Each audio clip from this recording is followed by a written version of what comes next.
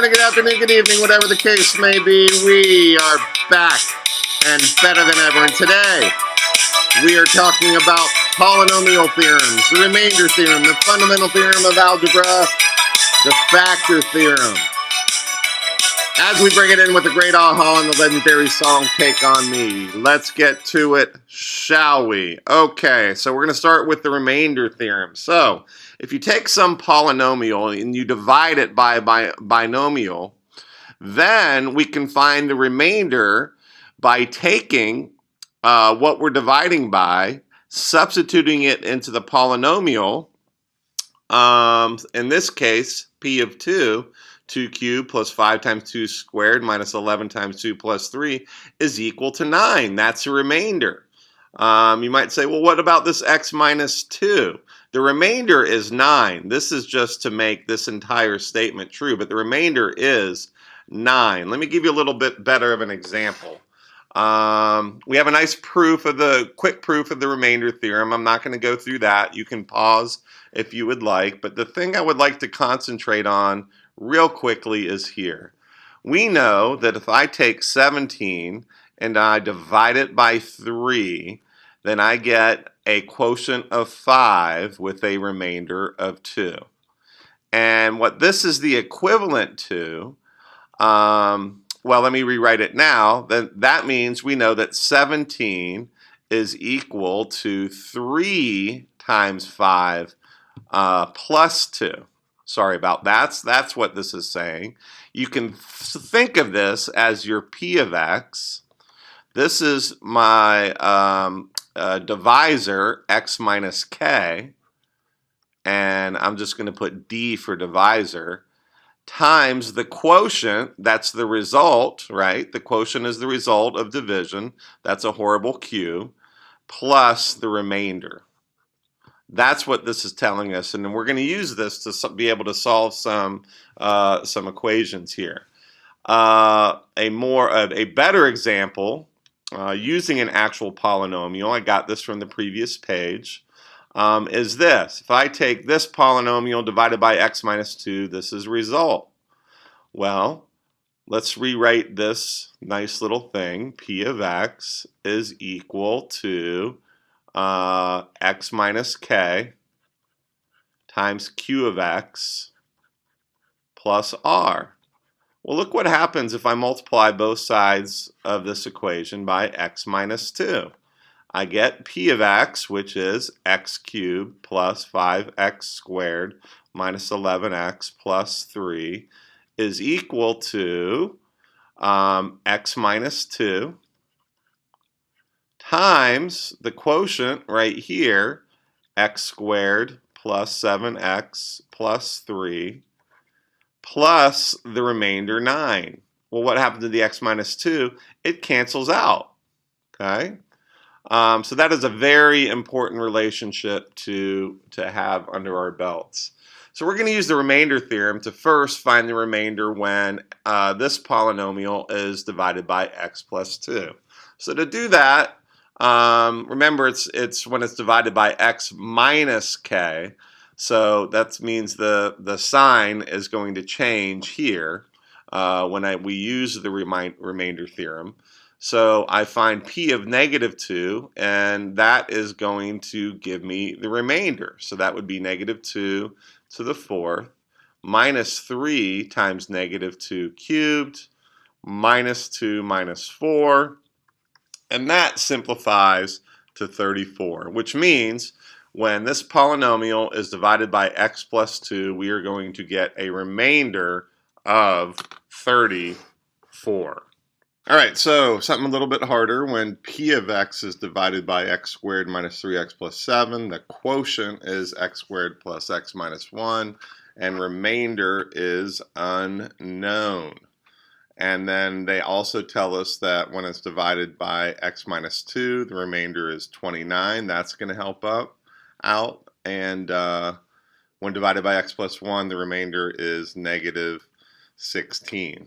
So we got to find the remainder in the form of ax plus b. So let's just recall that the polynomial p of x is going to be equal to the quotient of x multiplied by the divisor, which we'll call d of x, plus the remainder r of x, which is what we're looking for. So in this case, that's going to be x squared plus x minus 1 is the quotient. They tell us that right there. The divisor is x squared minus 3x plus 7. And we do not know the remainder, and we're going to put it in the form ax plus b. We also know that since the remainder when divided by x minus 2 is 29, that p of 2 is equal to 29. So what does that mean? Well, if we substitute that in here, we get 2 squared plus 2 minus 1 times 2 squared minus 3 times 2. Oops, let me do that. Minus 3 times 2 plus 7, parens, plus a times 2, which is 2a plus b. We know that is equal to 29 by the remainder theorem. And if we simplify that, just trust me, we get 2a plus b equals 4, and I'm going to label that as equation 1.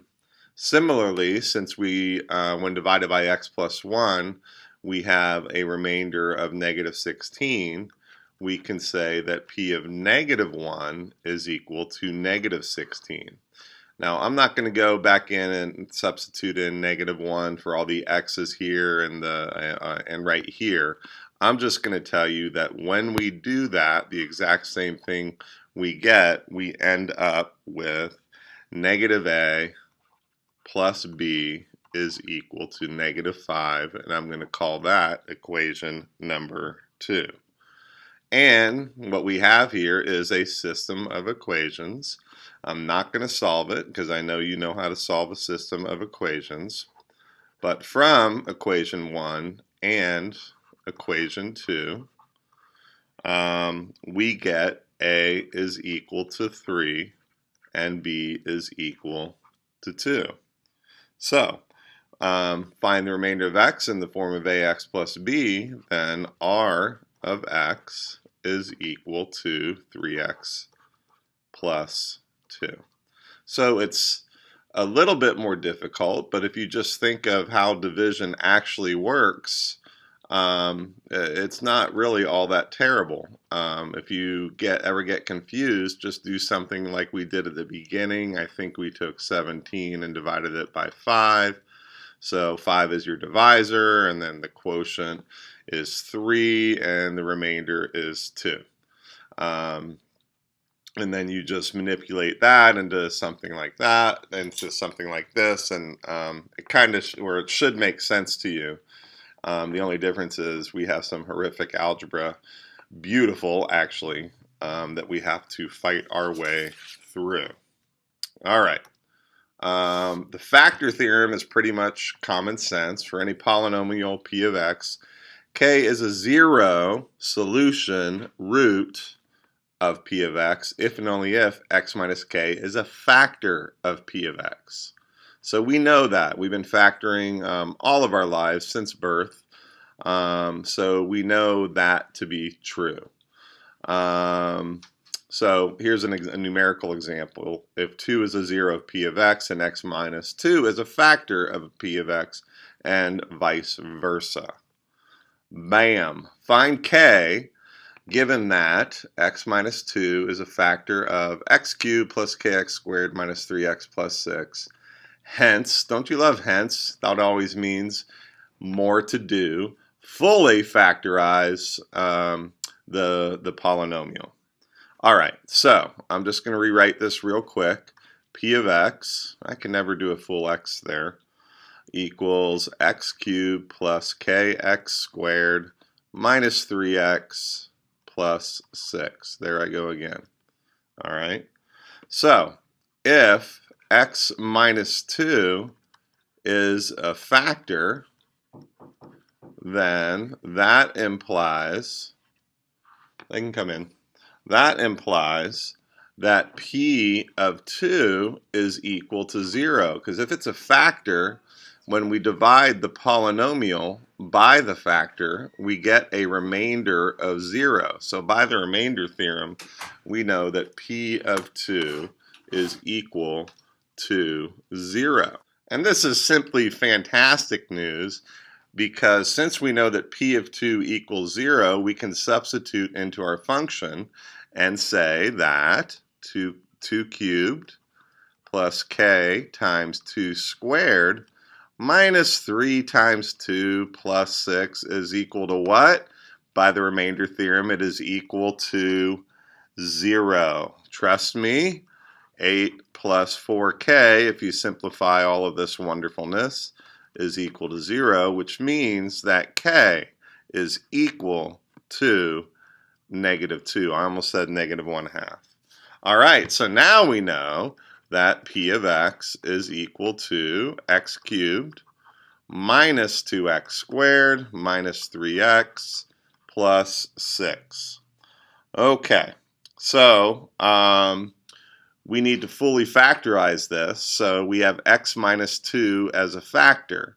So just as a quick example, let's say we weren't all that bright about factoring, just, you know, like a regular number, like 36. Well, 3 is a factor of 36. So if I divided 36 by 3, I would get 12. So now I know to find all the factors, I have 3 times 12, but maybe I'm really good at factoring 12, and I can rewrite 12 as 3 times 3 times 4. We're using the same idea here.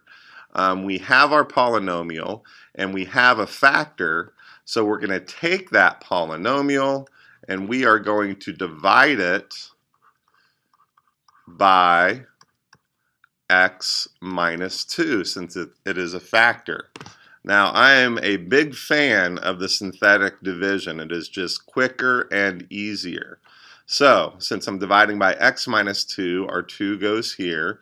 Then I put in the coefficients of the polynomial, which are 1, -2, -3, and 6, and off we go. Bring down the 1. 2 times 1 is 2. -2 and 2 is 0. 2 times 0 is 0. -3 and 0 is -3. We have wonderful news because 2 times -3 is -6. Our last number is a 0, which means there's no remainder. So this translates into x squared plus 0x, which I will never write again because I know that you know that I don't need to write anything for that, minus 3, remainder 0, or x squared minus 3. So now we know that P of x, which I'm not going to rewrite, is equal to the given factor, x minus 2, times our new factor, x squared minus 3. And in my numerical example, the x squared minus 3 would be like the 12. And then it says fully factorize. Well, we're not used to factoring x squared minus 3. It is in the form of a squared minus b squared. It's just in this case, b is not a perfect square. But we can write it, or x squared minus 3, we can rewrite as x plus, wait for it, square root of 3 times x minus square root of 3. So I think if you just take a step back and look at all of this, it's really not all that hard. It's a bit of division common sense with a whole lot of algebra mixed in. So we're just trying to see if you can think here. All right, so this is a good stopping point. This is the end of part 1. Hope you enjoyed it. I know I did, and I am out.